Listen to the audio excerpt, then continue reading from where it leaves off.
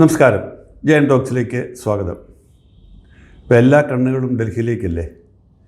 അവിടെ മുഖ്യനെ തിരഞ്ഞെടുക്കുമല്ലയോ?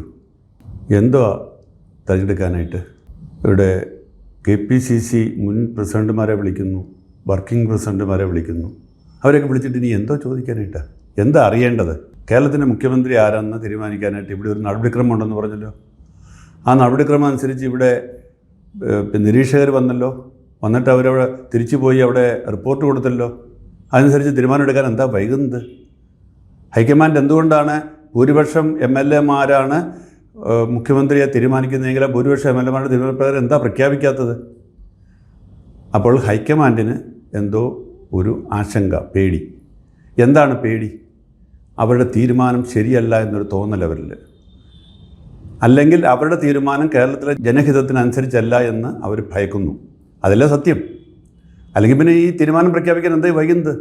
അപ്പോൾ ഒരു ഗുരുതരമായ ഒരു പ്രതിസന്ധിയിലേക്ക് ഇത് കൊണ്ടെത്തിച്ചിരിക്കുകയാണ്. നമുക്കറിയാം, ഇവിടുത്തെ ഇപ്പോഴുള്ള തീരുമാനം അനുസരിച്ച് 63 MLA-മാരിൽ ഭൂരിപക്ഷം പേര് KC വേണുഗോപാലിൻ്റെ കൂടെയാണെന്ന് പറയുന്നു. ആണെന്ന് തന്നെ ഇരിക്കട്ടെ.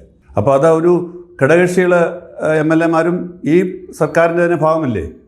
അതിൽ 32 പേര് ഇപ്പോൾ സാക്ഷാൽ VD സതീശൻ്റെ കൂടെയാണെന്ന് അസന്നിഗ്ധമായിട്ട് പറഞ്ഞിരിക്കുക. കാരണം മുസ്ലിം ലീഗിൻ്റെ കൂടെ 22 MLA-മാർ, കേരള കോൺഗ്രസിൻ്റെ കൂടെ 7 MLA-മാർ, RSPയുടെ 3 MLA-മാർ, പിന്നെ ഘടകകക്ഷികളുടെ 3 MLA-മാർ. ഇത്രയും പേരിപ്പോൾ ഓൾറെഡി പ്രഖ്യാപിച്ചിരിക്കുകയാണ് അവരുടെ പിന്തുണ VD സതീശനാണെന്ന്. എങ്കിൽ പിന്നെ ഭൂരിപക്ഷമാണെന്ന് നോക്കുന്നെങ്കിൽ VD സതീശനെ തീരുമാനിച്ചാൽ പോരെ? അപ്പോൾ അതുപോരാ, KC വേണുഗോപാലിനെ മുഖ്യമന്ത്രിയാക്കണം. ആയിക്കോട്ടെ, KC വേണുഗോപാലിനെ മുഖ്യമന്ത്രിയാക്കണം. എന്താ പ്രഖ്യാപിക്കാൻ വൈകുന്നത്? അതാണ് ചോദ്യം. അപ്പം അതിനെന്തോ തടസ്സങ്ങളുണ്ട്.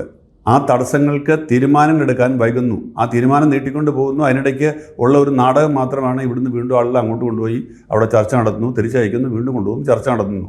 ഇവരെയൊക്കെ ഫോൺ ചെയ്തപ്പോൾ 5-6 പേര് അവിടെ നിന്ന് ഫോൺ ചെയ്താൽ ഉടനെ അവരൊന്ന് കൃത്യമായിട്ട് അറിയത്തില്ല വിവരങ്ങൾ. അവരെന്താ ഫോണിൽ കൂടെ കള്ളവും നേരിട്ട് കണ്ട സത്യവും പറയുന്നവരാണോ കേരളത്തിലെ ഈ നേതാക്കൾ? അപ്പോൾ അവരിൽ നിന്ന് എന്താണ് കൂടുതൽ അറിയാമെന്നുള്ളതൊന്നും വ്യക്തമല്ല. ഇവിടെ ആകെ കൂടെ കുഴഞ്ഞു മറിഞ്ഞ് കിടക്കണം. എല്ലാ ദിവസവും ആളുകൾ നോക്കിയിരിക്കുന്നത് മുഖ്യമന്ത്രി ആരും എല്ലാവരും മറന്നു. ആശുപത്രിയിൽ ICUവിൽ കിടക്കുന്ന രോഗി മുതൽ മരിക്കാൻ കിടക്കുന്ന ആളുകൾ വരെ ഒറ്റ ചോദ്യമേ ഉള്ളൂ: വല്ല തീരുമാനമായോ? കഷ്ടമെന്നല്ലാതെ എന്ത് പറയാനായിട്ട്? BJPയുടെ ആവശ്യമെന്ന് പറയുന്നത് കോൺഗ്രസ് മുക്ത ഭാരതമാണ്. ഇനി കോൺഗ്രസ് മുക്ത കേരളം എന്നൊരു അജണ്ടയാണോ ഇനിയിപ്പം ഹൈക്കമാൻഡിനുള്ളതെന്ന് എനിക്കൊരു പേടി. അല്ലെങ്കിൽ പിന്നെ ഇങ്ങനെ നീട്ടിക്കൊണ്ട് പോവുമോ? എന്തൊരു ദയനീയമായൊരവസ്ഥയാണ് എന്ന് ആലോചിച്ച് നോക്കുക. ഇപ്പോൾ ഇതാ മുഖ്യമന്ത്രി ആയിരുന്ന പിണറായി വിജയൻ, ഇപ്പോഴത്തെ കാവൽ മുഖ്യമന്ത്രി പിണറായി വിജയൻ, അദ്ദേഹത്തിന് കാവൽ എങ്ങനെ തുടരുക? കാവലിൽ നിന്ന് അദ്ദേഹത്തിന് മോചനം കൊടുക്കുന്നില്ല. അദ്ദേഹം മുഖ്യമന്ത്രിയുടെ ഓഫീസിൽ നിന്നിറങ്ങി, അദ്ദേഹം ക്ലിഫ് ഹൗസിൽ നിന്നിറങ്ങി, അദ്ദേഹം രാജിക്കത്ത് കൊടുത്തു. അപ്പോൾ പറഞ്ഞു അദ്ദേഹം അങ്ങ് ഇവിടുന്ന് കൂടൊഴിഞ്ഞ് ധർമ്മടത്തേക്ക് പോവുകയാണെന്ന് ആദ്യം പറഞ്ഞു. നാട്ടുകാർ പറഞ്ഞു, മാധ്യമങ്ങൾ പറഞ്ഞു. എങ്ങും പോയില്ല. അദ്ദേഹം ചിന്തയിലേക്ക്, അതായത് CPM-ൻ്റെ AK സെൻറ്ററിന് മുന്നിലുള്ള CPM-ൻ്റെ ഫ്ലാറ്റ് സമുച്ചയമായ ചിന്തയിലേക്ക് മാറാൻ വേണ്ടി എല്ലാം സജ്ജീകരണം ചെയ്തു. അപ്പോഴിതാ കേൾക്കുന്നു അദ്ദേഹം വേറൊരു വീടെടുത്ത് തിരുവനന്തപുരം സിറ്റിക്കകത്ത് തന്നെ താമസിക്കുന്നു. സിറ്റിക്കകത്ത് സെക്രട്ടേറിയറ്റിൽ നിന്ന് അധികം ദൂരെയല്ലാതെ ബേക്കറി ജംഗ്ഷൻ അടുത്ത് ഒരു നല്ല കാർ പാർക്കിംഗ് ഏരിയയൊക്കെ ഉള്ള ഒരു വീട്ടിൽ അദ്ദേഹം താമസിക്കാൻ വേണ്ടി വീട് വാടകയ്ക്ക് എടുത്തു കഴിഞ്ഞു. കാരണം അദ്ദേഹത്തിന് തോന്നി ഇനിയും ഒരു അംഗത്തിന് ബാല്യമുണ്ടെന്ന്. കാരണം കോൺഗ്രസിൻ്റെ അവസ്ഥ ഇതല്ലേ? നേരത്തെ CPM പറഞ്ഞിരുന്നല്ലോ കോൺഗ്രസിന് ഭരണം കൊടുത്താൽ അവർ തമ്മിൽ തല്ലുമെന്ന്. ഇപ്പോൾ അത് തന്നെ യാഥാർത്ഥ്യമായിരിക്കുകയാണ്. അപ്പോൾ ആദ്യത്തെ ചോദ്യം ഉയർത്താൻ വേണ്ടി സാക്ഷാൽ പിണറായി വിജയൻ അവിടെ റെഡിയായിട്ടിരിക്കുകയാണ്. അപ്പോൾ അദ്ദേഹം ഇനിയും പെട്ടെന്നങ്ങ് അരങ്ങൊഴിഞ്ഞ് പോകാൻ ഉദ്ദേശിക്കുന്നില്ല. അദ്ദേഹം പ്രതിപക്ഷ നേതാവായാലും ഇല്ലെങ്കിലും അദ്ദേഹം പോയി താമസിക്കുന്ന എവിടെയാണെന്ന് നോക്കണം. അദ്ദേഹം താമസിക്കുന്നത് പണ്ട് K കരുണാകരൻ താമസിച്ചിരുന്ന വീടിൻ്റെ അടുത്ത് ഒരു വീട്ടിലാണ്, അതേ ലൈനിൽ. K കരുണാകരൻ അദ്ദേഹത്തിന് മുഖ്യമന്ത്രി സ്ഥാനം പോയി കഴിഞ്ഞ് വീണ്ടും തിരിച്ചു വരാൻ വേണ്ടിയും ഒക്കെയായിട്ട് അവിടെ ഒരു വീടെടുത്ത് കുറച്ചു കാലം അവിടെ താമസിച്ച് ഒരു നീക്കമൊക്കെ നടത്തിയിരുന്നു. അവിടേക്ക് മാധ്യമപ്രവർത്തകരൊക്കെ ഒഴുകിക്കൊണ്ടിരുന്നു. ഇതാ ഇപ്പോൾ പിണറായി വിജയൻ അവിടെ ഇരുന്നാൽ നമുക്കറിയാം അദ്ദേഹത്തിൻ്റെ പഴയ ധാർഷ്ട്യവും പഴയ അഹങ്കാരവും ഒക്കെ ഇനി എന്തായാലും മാറും. അപ്പോൾ സ്വാഭാവികമായിട്ടും മാധ്യമപ്രവർത്തകരോട് കാണുമെന്ന് പ്രതീക്ഷിക്കാം. കാണാതെ മിണ്ടാതെ അടച്ചുപൂട്ടിയിരുന്നാൽ നടക്കത്തില്ല. അദ്ദേഹത്തിൻ്റെ സ്വഭാവവും അദ്ദേഹത്തിൻ്റെ നിലപാടുമൊക്കെ മാറ്റിയാൽ അദ്ദേഹം ഇനിയും പതുക്കെ സജീവമായി. അപ്പോൾ ഈ മീഡിയയ്ക്ക് വാർത്ത വേണം, അതുകൊണ്ട് മീഡിയ സ്വാഭാവികമായിട്ടും അങ്ങോട്ട് പോകും.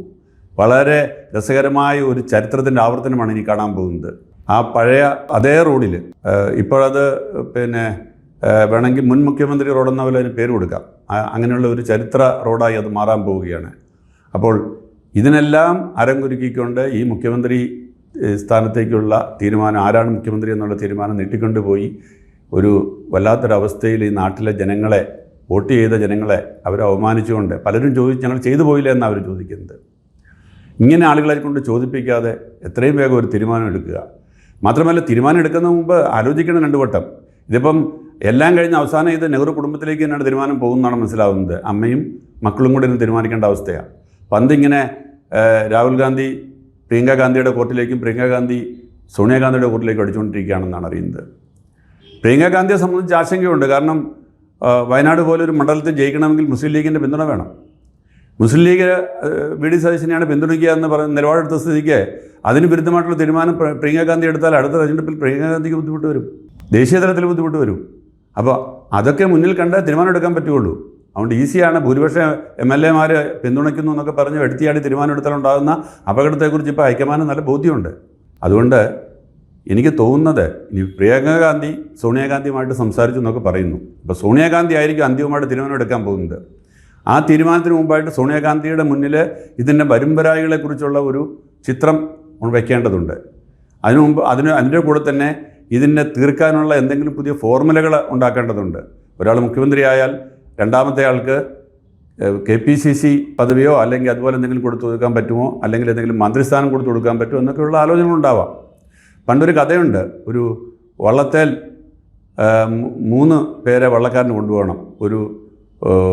ഒരു കോഴി, ഒരു കുറുക്കൻ, കുറച്ച് നെല്ല്. അപ്പോൾ 2 സാധനങ്ങൾ കൂടുതൽ കൊണ്ടുപോകാൻ പറ്റത്തില്ല. വള്ളം ചെറിയ വള്ളമാണ്. അപ്പോൾ കോഴിയെയും കുറുക്കനെയും കൂടെ കൊണ്ടുപോയാൽ കുറുക്കൻ കോഴിയെ കൊല്ലും. കോഴിയും നെല്ലും കൂടെ കൊണ്ടുപോയാൽ കോഴി നെല്ല് തിന്നും. അപ്പോൾ ഇതിനെ മറികടക്കാൻ വേണ്ടി അവസാനം കണ്ടുപിടിച്ചു, ഇത് കുട്ടികൾക്ക് കൊടുക്കുന്നൊരു കടങ്കഥയാണ്. അവസാനം നെല്ലും കുറുക്കനോടെ കൊണ്ടുപോകുക, കാരണം കുറുക്കൻ നെല്ല് തിന്നത്തില്ല. ഇങ്ങനെയാണ് കഥ എന്ന് പറഞ്ഞതുപോലെ ഈ 3 പേരിൽ ആരെയൊക്കെ ചേർത്തും ആ പെർമ്യൂട്ടേഷനും കോമ്പിനേഷനൊക്കെ എങ്ങനെ ഒപ്പിക്കാമെന്നുള്ളത് നോക്കിക്കൊണ്ടിരിക്കുകയാണ്. ആർക്ക് എന്തൊക്കെ കൊടുക്കാം. ആഭ്യന്തര സ്ഥാനം കൊടുത്തു കഴിഞ്ഞാൽ അവർക്ക് ഡെപ്യൂട്ടി ചീഫ് മിനിസ്റ്റർ സ്ഥാനം കൊടുത്താലോ, അല്ലെങ്കിൽ ഫൈനാൻസ് കൊടുത്തു കഴിഞ്ഞിട്ട് അതിൻ്റെ കൂടെ ഡെപ്യൂട്ടി ചീഫ് മിനിസ്റ്റർ സ്ഥാനം കൊടുത്താലോ, അത് കാലാവധി കൊടുക്കുക, 1 വർഷം 2 വർഷം 5 വർഷം ഇങ്ങനെയൊക്കെയുള്ള ചർച്ചകളായിരിക്കും നടക്കുന്നത്. ഇത് ഇൻസൈഡിൽ നടക്കുന്ന ചർച്ച അതായിരിക്കാം. പക്ഷേ തീരുമാനം വരണം. തീരുമാനം ഏറ്റവും ശക്തമായ ശരിയായ തീരുമാനമായിരിക്കണം. അസംതൃപ്തമായ മനസ്സോടെ ഇവരിൽ ആരെങ്കിലും ഇറങ്ങിയാൽ പ്രശ്നമാണ്. ഒരു കാര്യം ഉറപ്പാണ്, KC വേണുഗോപാലിനെ ഇവിടെ അടിച്ചേൽപ്പിച്ചാൽ VD സതീശൻ്റെയും രമേശ് ചെന്നിത്തലയുടെയും അംഗീകാരം ഇല്ലാതെ, പ്രത്യേകിച്ചും VD സതീശൻ്റെ, രമേശ് ചെന്നിത്തല പിന്നെയും കുറച്ചൊക്കെ വഴങ്ങാൻ ബാധ്യസ്ഥനാണ്. കാരണം അദ്ദേഹത്തിൻ്റെ ലാസ്റ്റ് ചാൻസാണിത്. VD സതീശനെ പോലെ ഒരാളെ പിണക്കിക്കൊണ്ടല്ല, അദ്ദേഹത്തിൻ്റെ പൂർണ്ണമായ സമ്മതമില്ലാതെയുള്ള ഒരു തീരുമാനം ഇവിടെ എടുത്താൽ അദ്ദേഹം തൽക്കാലത്തേക്ക് മാറി നിന്നാൽ പോലും അത് ബുദ്ധിമുട്ടാണ്. ഇപ്പോൾ വാസ്തവത്തിൽ ഈ ഡൽഹിയിൽ പോയിരിക്കുന്ന എല്ലാ നേതാക്കളും പറയാൻ പോകുന്ന ഒരു കാര്യം, എല്ലാവരും ഇല്ലെങ്കിൽ ഭൂരിപക്ഷം, കാരണം ഞാൻ അവരിൽ ചിലരുമായി സംസാരിച്ചതിൻ്റെ അടിസ്ഥാനത്തിൽ പറയുകയാണ്, അവരൊക്കെ പറയാൻ പോകുന്ന ഒരൊറ്റ സംഗതി, ആര് വരുന്നതും ഞങ്ങൾക്ക് വിരോധമൊന്നുമില്ല, പക്ഷേ MP അല്ല ആയ ഒരാൾ, കേരളത്തിൽ നിന്ന് ഇപ്പോൾ ജയിച്ചിട്ടില്ലാത്ത ഒരാൾ വീണ്ടും ഇവിടെ മുഖ്യമന്ത്രിയായി വന്നാൽ വീണ്ടും ജയിക്കാനുള്ള സാധ്യത വളരെ കുറവാണ്, ബുദ്ധിമുട്ടാണ്. അത്രത്തോളം നമ്മുടെ ജനം നമ്മളെ വെറുത്തിരിക്കുകയാണ് ഇക്കാര്യത്തിൽ. അതുകൊണ്ട് ദയവായിട്ട് ഒരു ഉപതെരഞ്ഞെടുപ്പ് ഉടനെ ഉണ്ടാക്കരുത് എന്നുള്ളതാണ് എല്ലാവരും പോയി ഹൈക്കമാൻഡിനോട് പറയാൻ പോകുന്നത്. അപ്പോൾ അതിൻ്റെ മെസ്സേജ് എന്താണെന്നുള്ളത് വളരെ ക്ലിയറാണ്. അതുകൊണ്ട് ഞാൻ പ്രതീക്ഷിക്കുന്നു സോണിയാഗാന്ധി വിവേകപൂർവമായ തീരുമാനം, കാരണം അവർക്ക് അനുഭവസമ്പത്തുണ്ട്, അവർക്ക് കുറച്ചുകൂടെ പക്വതയുണ്ട്. അതുകൊണ്ട് അവർ ഒരു ശരിയായ തീരുമാനം എടുക്കും എന്നുള്ള ഒരു വിശ്വാസമാണ് ഉള്ളത്.